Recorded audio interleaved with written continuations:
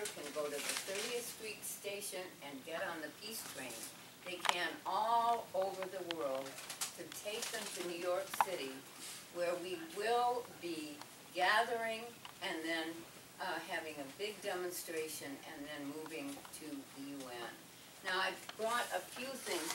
If you don't get one of them, I frankly didn't have enough time to print enough.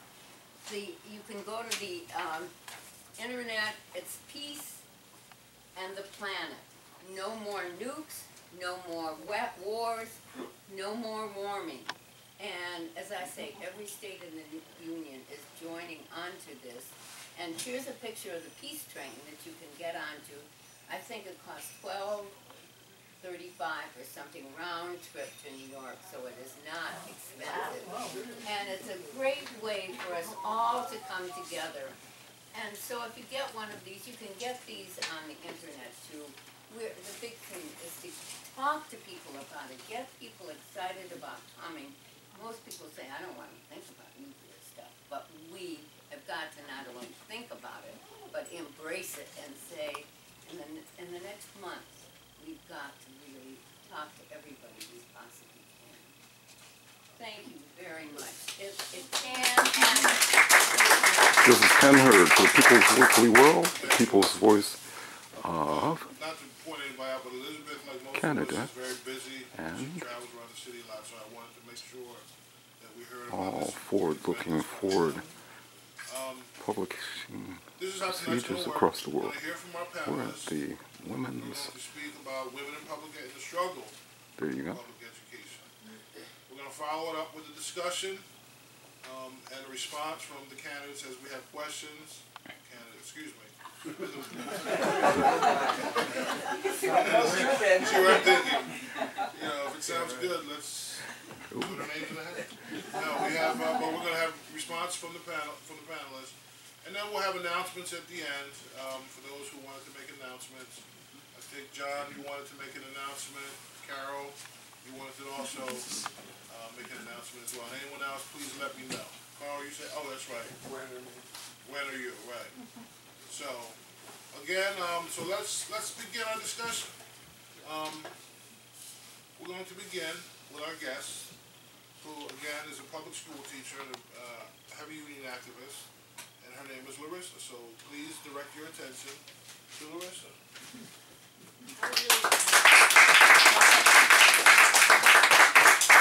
I was really just going to introduce myself and then hand it off to Rosita. I know she has more. I saw her notes before the panel, and I'm really interested in her history lesson before I say anything. But I'll just say who I am. My name is Larissa Pahomo. I live here in West Philadelphia. I've been a public school teacher at Science Leadership Academy for 7 years, which is also as long as I've been a full-time teacher in Philadelphia. And I'm currently the co-chair of the Caucus of Working Educators, which is a new alternative caucus within the Philadelphia Federation of Teachers. We just celebrated our first birthday 2 weeks ago, so as we like to joke, we're just learning to walk. We're going to learn to talk in like another 2 months. So I'm happy to share some of the experiences and lessons we've learned in the last year and just what the organizing landscape looks like for teachers in Philadelphia today. After the history lesson. We're all eager to hear that. Thank you, Larissa. Our next speaker, who is Well, also... she's not finished speaking. No, I'm done. Oh, yes. She's got more. Just for now. Just for now. Our next speaker is, of course, as I stated before, Rosita B. Johnson. She is a union activist, a retired school teacher. And for those of you who have never heard Rosita speak, you might want to put a blanket up on the floor. Because her voice is, I always say, it's like a kindergarten teacher, or first grade teacher. First grade. First grade, but it's kindergarten, first grade. You'll see what I mean as soon as she begins speaking. But please give your attention to our friend and comrade, Rosita Johnson.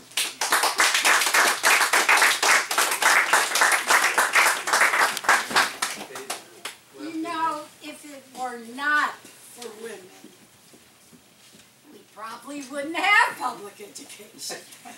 So, Republicans too? Wayne. So you know what I did? There are just thousands of people through history, thousands of women who are out there struggling for free schools, public education. And in reading and looking up things, I just picked out a few people, a few women, and just, I'm just going to say a little bit about them. And of course, I've been retired 20 years, so I want to, I can't help it. I just have to have my little chart, right, Debbie? And that's the way it has to be. So I just put some names up here. Whoops. And thank you, Larissa. And so when I'm talking, you can just see if you can find the name of the person that I'm talking about. Well, and there will be a test tomorrow, but only if you come to my house. So you start in colonial times, and women were responsible for educating the children, along with all the other hundreds of tasks that they had to do to survive. Now, wealthy families, they could hire tutors. In New England, in the New England colonies, literacy was stressed in order to read the Bible. And even enslaved Africans were taught how to read so that they could read the Bible. After independence, at the time of independence, there were 700,000 enslaved Africans in every colony, not just the South, all the 13 colonies. The first lady that I was so impressed by was Lucy Terry Prince. She was a runaway slave. She lived in Massachusetts. She went to the Massachusetts legislature and demanded that they provide schools for African children, just as they provided schools for white children. Well, they were just so impressed when she spoke, but they didn't do. In 1793, the same year, Katie Ferguson started her Katie Ferguson School for poor children. It was Sunday school. And so on Sunday, all the children in the neighborhood, black and white, boys and girls, she invited them in to her apartment. She'd teach them a hymn, she'd read some scripture, they'd learn some scripture, and then they would do the secular part. Learn the letters, how to write their name, read a few vocabulary words. Well, she was able to organize about a dozen women to have Sunday school. Of course, the children during the week, they were with their parents going to work in order to survive. They didn't go to school. Poor children did not go to school. So she organized other women in New York to demand free secular education for poor children. And it took many years, but it finally came about. In 1819, Emma Willard spoke to the New York legislature, and she was demanding equal education, including the curriculum. It should be the same for girls and women as it was for boys and men.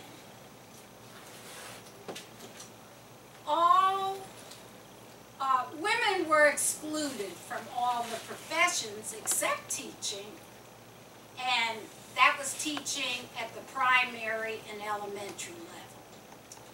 All the women abolitionists were in the struggle for free education, public education.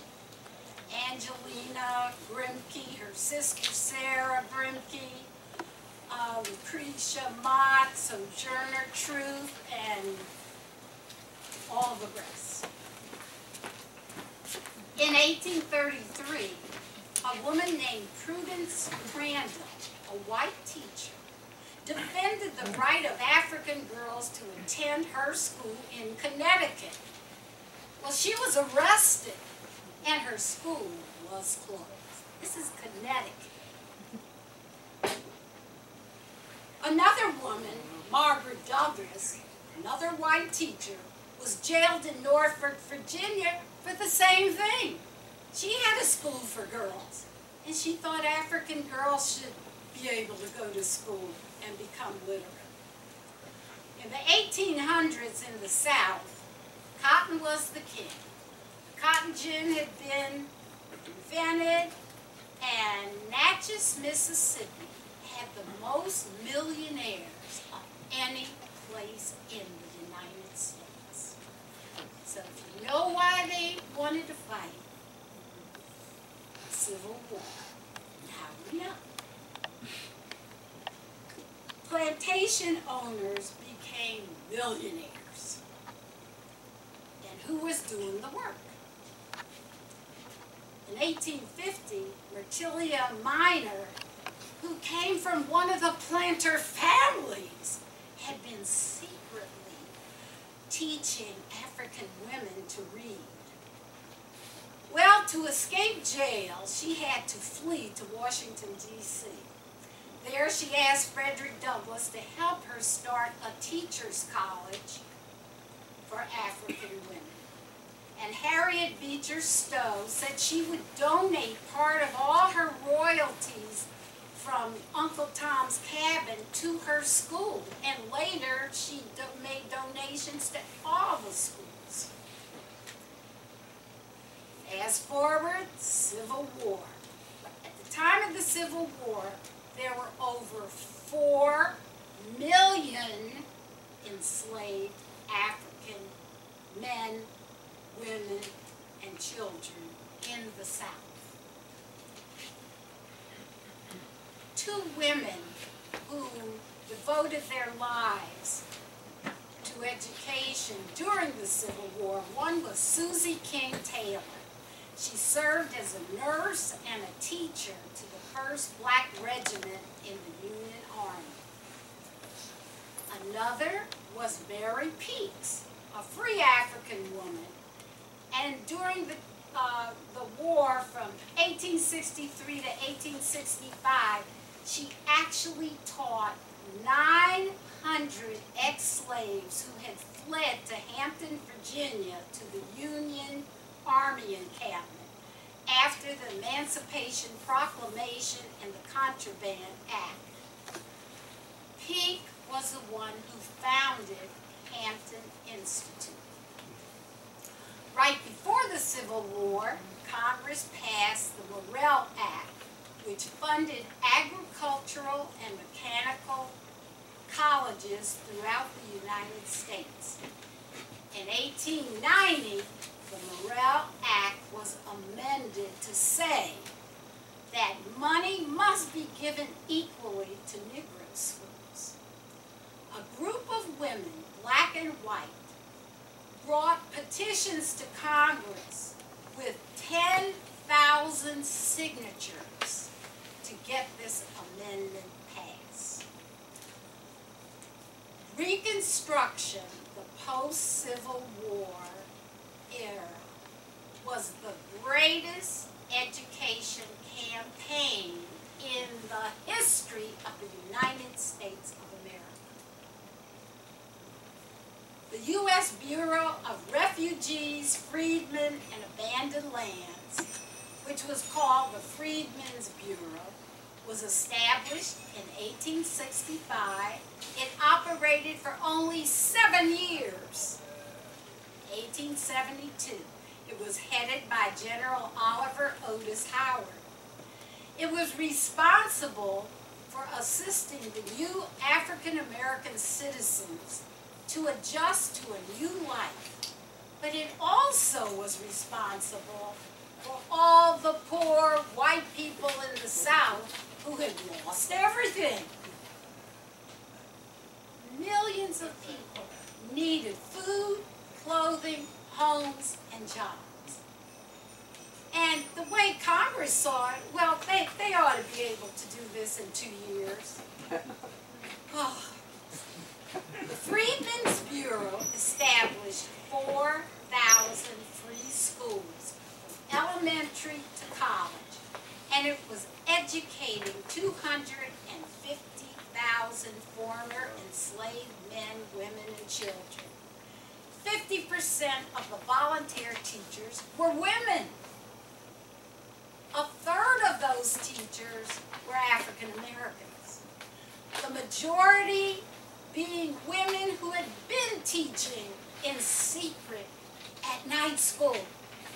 After people worked in the fields, they would go off because they had a thirst for education. They wanted to be able to write their name. They wanted to be able to compute. They wanted to be able to read. Only 16% were from the North. Just as many schools as they built for the new citizens who were black, they built for poor white people in the South. Just as many. So if they built the 4,000 for the black people, they had to build 4,000 for the poor white people, because they didn't have any schools. The South did not have public education. They collected a school tax. That tax was used for poor white children to attend private school. Sounds familiar, doesn't it? Well, the teachers were all volunteer. They were all volunteers. The Freedmen's Bureau worked through the American Missionary Association, church denominations, freedmen, relief associations, and these organizations paid the teachers. The Pennsylvania Freedmen Relief Association paid 65 teachers $50 a month to work in 5 southern states. But when Lincoln was assassinated and President Andrew Johnson came into the presidency, Johnson and Congress closed the Freedmen's Bureau, returned confiscated lands to the former plantation slave owners, and removed all the Union troops from the South. Following this was nearly a century of Jim Crow, characterized by oppression and violence against African Americans and the loss of the opportunity for education. In 1896, the Supreme Court decision in Plessy versus Ferguson case upheld the constitutionality of state laws requiring racial segregation. None of it was separate and equal. It was all separate and horrible. So we fast forward to the 20th century and the Industrial Revolution.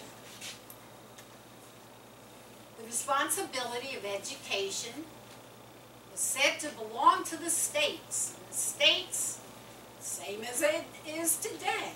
And the states must provide the funding. Well, only wealthy children in private schools were able to obtain a real education. But as corporations began to influence and fund public education, they built foundations. Russell Conwell who founded Temple University, said, quote, "Industry needs an educated workforce.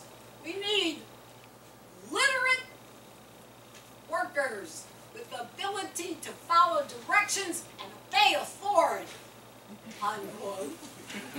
So many foundations were subsidizing education throughout the South and the North.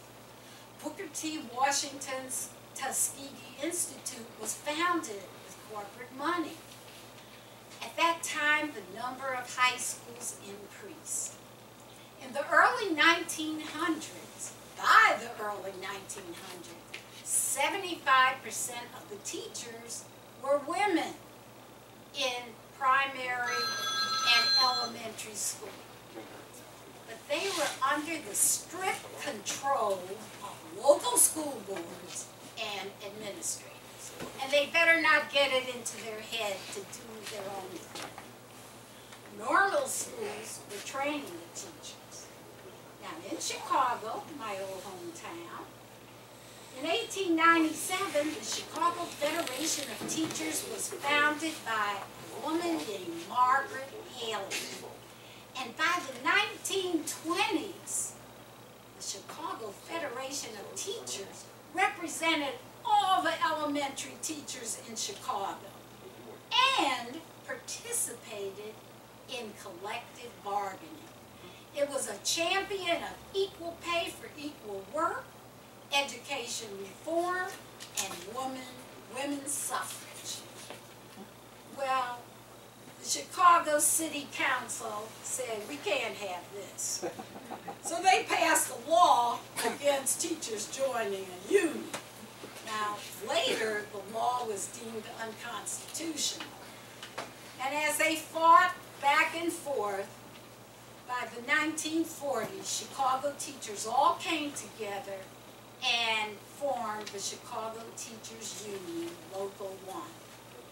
Margaret Haley inspired women all over this country to stand up for their rights while improving education. And right now, Karen Lewis, an African-American woman, is presently the progressive president of the Chicago Teachers Union. During the 1920s, John Dewey's progressive education philosophy influenced many teachers, especially women. He spoke out against the factory model of education, where you line up the chairs. If you were as old as me, you definitely would know. He introduced and inspired teachers to use a community model. And he said education should meet the needs of the students. The classroom should be an interesting and humane environment. Okay, beginning of the 1900s, Mary McLeod Bethune was called the first Lady of Struggle.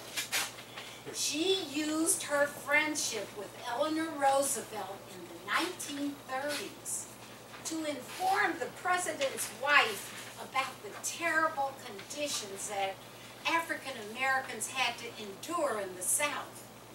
And Eleanor Roosevelt used every opportunity she had to influence her husband, FDR, the president, to make sure that African Americans in the South would benefit from the New Deal programs.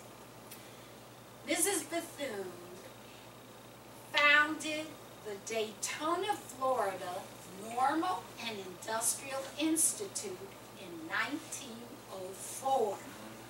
By 1911, it had developed into an institution with 8 buildings, a farm, a hospital on 20 acres of land. Well, there were some problems. On several occasions, the Ku Klux Klan threatened to burn the school down.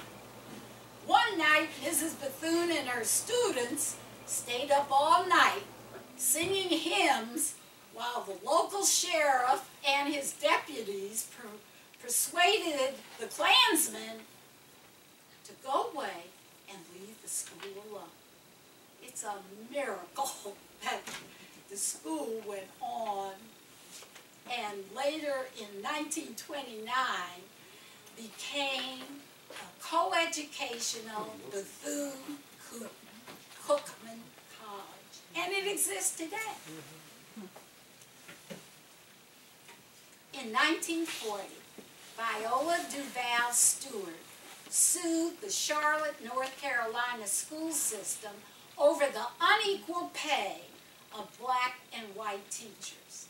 The NAACP and Thurgood Marshall took her case, and she won her suit.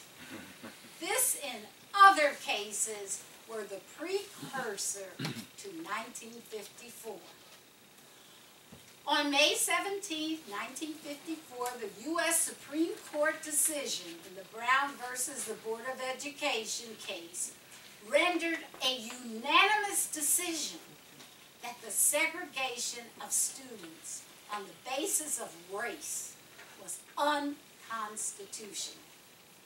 Resistance to desegregation was strong. In many places, it took 10 to 15 years to desegregate the schools. Well, the resistance in Philadelphia was simply white flight to the suburbs. So I think our system now is about 70% African American and Latino. So it's kind of difficult to desegregate when some of the people run away. I have to tell you this personal little story. My deceased friend, Earlene Wright, decided in 1997 to move to North Carolina with her 2 grandchildren. And she reported back to me that the school bus came every morning, took them to an integrated school, which they loved, which had small classes, which had everything that their school in West Philadelphia did not have. So it shows you there were victories. Even though now North Carolina is trying to resegregate and do away with us. Oh, the attack on unions in the last 2 decades has been brutal. If you saw the movie Waiting for Superman last year,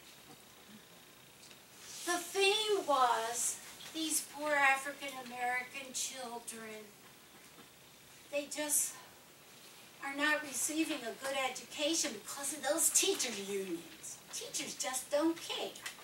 Who funded the movie? Bill Gates. Yeah.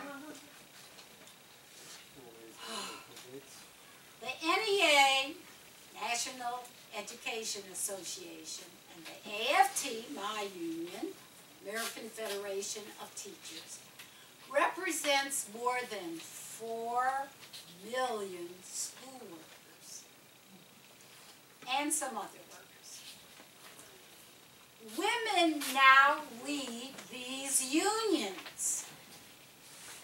6 months ago, the